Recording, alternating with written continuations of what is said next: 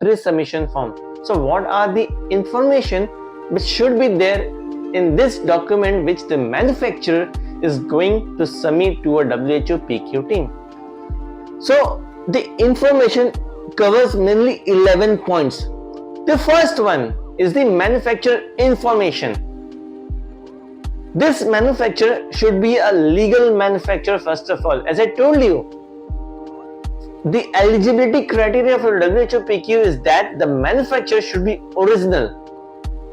It will also contain the authorized contact for the manufacturer. I mean the person who will be a direct point of contact on behalf of the manufacturer. Second point, it will contain a product information. Product information such as product name, product code, configuration, and it will also contain the current instruction for use and the user manual. Not only this, it will comprise the information such as about the transport, the storage, and the operating temperature. This will be followed by the third point, which is the product is related to which disease category, analyte, and the methods. Now let's say you are applying for the IVD. So this point number 3, it will contain your product is meant or designed against which specimen type, assay format for serology, and the nucleic acid testing techniques. The fourth one is the product operations. I mean, how am I going to design, develop, and manufacture my product? It can be clubbed into 3 sub requirements such as the assay controls, the product uses, the indicative cost. I mean, what is the cost of that product which was submitted on that day.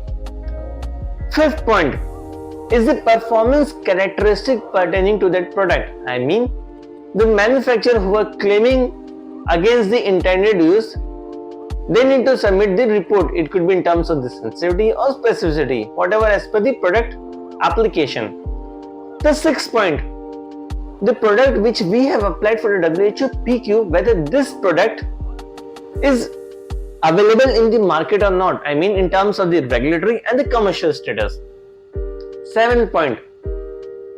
In the seventh point, we are going to talk about the quality management system which are really followed or not at this site manufacturer, followed by giving the detail of the certification, whether the ISO 13485 certificate is really got by the manufacturer or not. Point number 9, site of a product manufacturer. I mean, we are going to provide the site detail. Site detail could be in terms of the facility, in terms of man, machines, and etc.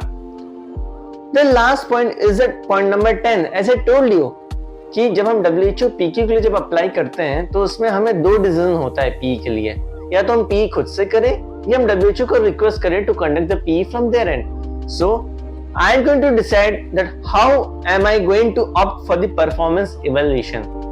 The last point is the manufacturer declaration. So what happens? यहाँ पे declaration file करना होगा by manufacturer. They need to file that all the information which they have submitted in the pre-submission form are true and best of the knowledge, right? तो अब क्या होता है, अगर मुझे प्री सबमिशन फॉर्म को सबमिट करना है तो WHO PQ के वेबसाइट पे एक फॉर्म होता है जिसको बोलते हैं PQDX 017. This document provides the instruction as to how to complete the pre-submission form details. I hope you guys must have enjoyed my today's lecture. Please do like, comment, share in your network, and don't forget to subscribe my channel. Bye bye.